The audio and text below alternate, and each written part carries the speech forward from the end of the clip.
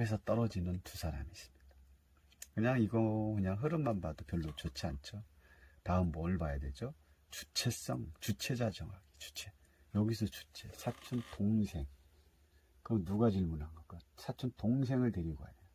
그러면 질문자가 형이겠죠, 형. 그럼 여기서 빨리 뭘 찾아야 됩니까? 주체자를 찾아야겠죠. 자, 형이니까 여기 뭐 이 남자가 형이겠죠.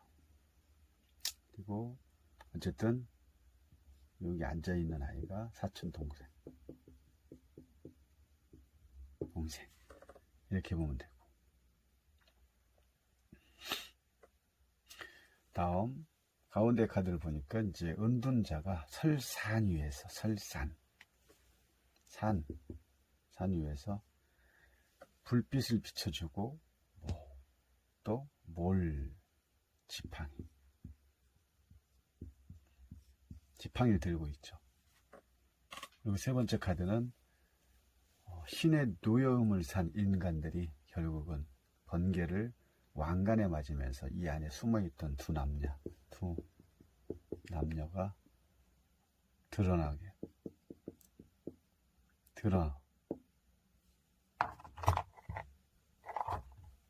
드러나죠.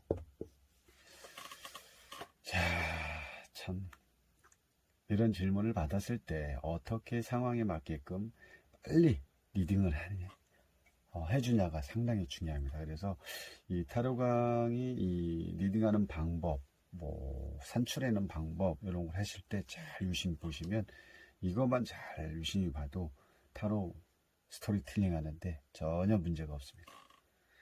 어떤 이 운동자가 이 정상으로 가기까지, 이 산 정상에 올라서기까지의 과정은 쉽지 않았겠죠. 그런 것처럼 여러분들도 지금 이 유튜브 영상을 잘 보시면 금방 하실 수 있습니다. 누구나 할 수 있습니다. 다시 이어가겠습니다.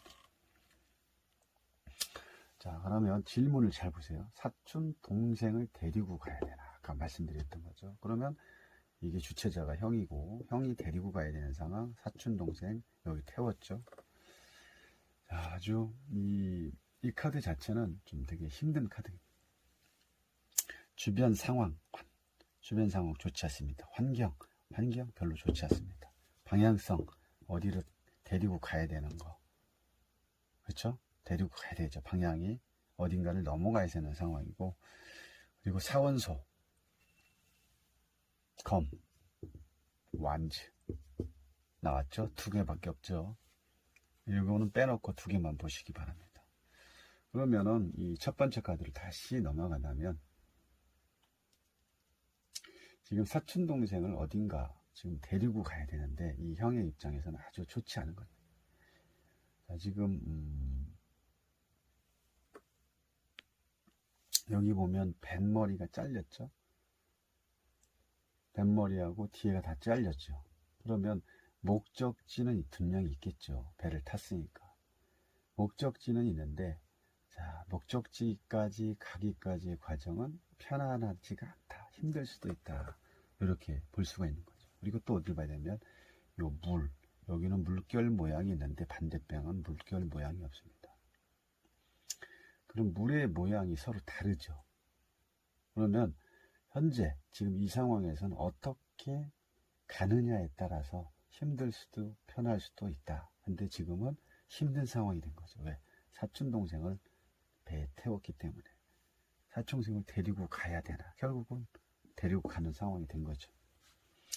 그러니까 당연히 부담감도 있고 책임감도 느끼고 힘들 수가 있죠. 우리가 뭐 형 동생, 만약에 형의 입장에서 동생들 어디 데리고 가고 뭐 데리고 가는 상황이 생기면, 혼자 갈 때는 홀가분하게 갈 수 있지만 동생을 데리고 간다는 것은 내가 항상 누군가를 짐이 될 수도 있고 부담감이 될 수 있기 때문에 거기에 따른 책임을 반드시 져야 되기 때문에 이런 거에 대한 불편함이 상당히 있는 거죠.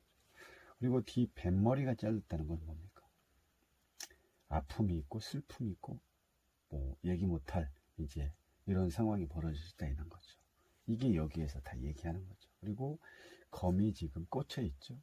만약에 여기서 검은 뭡니까? 여기서 검은 생각이죠. 생각. 생각이 복잡했었다. 그렇지만 이미 떠난 상황이기 때문에 이 생각을 여기서 검을 뽑아버리면 이 배 바닥에서 물이 다 차올라서 배는 좌추등했죠. 그래서 생각을 이미 떠났기 때문에 생각을 되돌릴 수 없는 상황이 된 거죠. 이렇게 보시면 되고요. 그리고 또 뭘 보냐면 이런 카드 자체가 야반도주, 뭐 도망간다, 뭐 이럴 때 많이 나오는 건데 지금은 동생을 데리고 가야 되는 상황이니까 이 형의 입장에서 볼 때는 상당히 괴롭고 힘든 상황으로 볼 수 있는 거죠. 자, 다음 카드로 넘어갈게요. 아무튼 뭐 이 사촌 동생을 데리고 출발을 했습니다. 갈까 말까 되었는데 결국은 갔죠. 그럼 상당히 힘들게 가는 상황이고, 자, 두 번째로 이렇게 넘어오죠.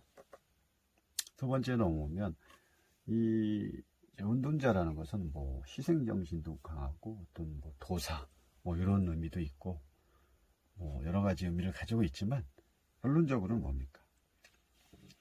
이 상황에서는 지금 이 동생 어디 있죠?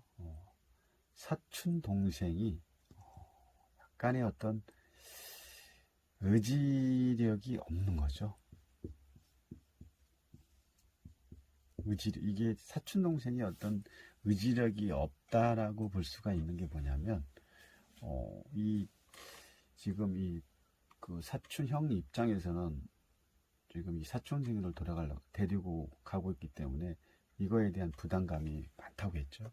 근데 여기서 지금 이 사촌 동생이 지팡이를 하나, 여기서의 사촌 동생은 연돈자로 보지 마시고 지금 여기 지팡이를 하나 길게 늘어뜨리고 지금 발이 하나밖에 안 보이죠.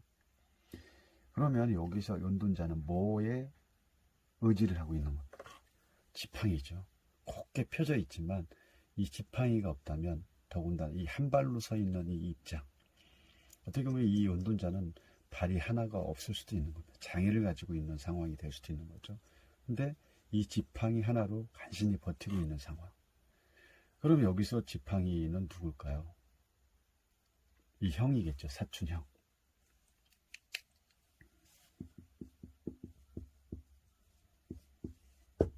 이건 사촌 동생으로 볼 수도 있습니다. 사촌 동생이 결국은 이 형한테 의지를 상당히 하고 있다는 거죠. 왜? 사촌 동생이기 때문에 아직 어리죠. 동생이니까 어린 거죠. 자, 여기 봅시다. 그리고 지금 다시 요 카드로 넘어오면 사촌 형이 긴 막대기를 지금 들고 이 배를 밀어서 가고 있는 거죠. 그러면 이 사촌 형의 입장에서도 이 긴 막대기가 없다면 내가 원하는 곳으로 갈 수가 없듯이 지금 사촌 동생의 입장에서 볼 때는 이 막대기는 결국 사촌 형이고 이 운동자는 사촌 동생인 거야. 그럼 이 사촌 동생은 별로 의지력이 없는 이 형한테 기댈 수밖에 없는 상황이겠죠. 그래서 이런 부분이 상당히 이 카드의 주 포인트가 이런 부분이 이 가운데 카드가 있을 때 이 지팡이 역할을 하는 이 사촌형, 이 지팡이를 짚고 버티고 있는 사촌 동생 아주 힘들죠. 결국은 내가 사촌 동생을 데리고 가고는 있지만 내가 가고자 하는 곳이 뭐 지방이 될 수도 있고 뭐 유학이 될 수도 있고 뭐 코로나 이걸 다 떠나서 어딘가를 데리고 같이 가서 뭔가를 시작을 하더라도 이 형의 입장에서는 이 지팡이 역할을 해주다 보니까 동생에 대한 부담감이라든지 이런 부분이 상당히 힘들어질 수밖에 없다는 거죠. 그래서 결론적으로는 여기에 와서는 두 사람이 어떻게 됐습니까? 다 떨어지는 거죠. 서로 헤어지는 거죠. 불편함, 갑자기 또 갑작스럽게 번개가 쳤기 때문에 이 번개 치기 전에 이 안에는 이 여성, 남녀가 있는지를 전혀 몰랐었죠. 근데 번개가 이런 그 기둥에 친 것도 아니고 왕관에다 번개를 쳤는데 그거에 놀래서 스스로가 튀어나온 거죠. 그럼 요 그림의 해석을 연결을 하면 결론적으로는 이 두 사람, 사촌 사촌 형과 사촌 동생은 나중에 어떻게 됩니까? 어려움에 겪게 되는 거죠. 다시 돌아올 수밖에 없는 거고, 힘들어서 다시 올 수밖에 없는 거예요. 힘들다고 전화를 할 수도 있는 거예요. 다 드러나는 거죠.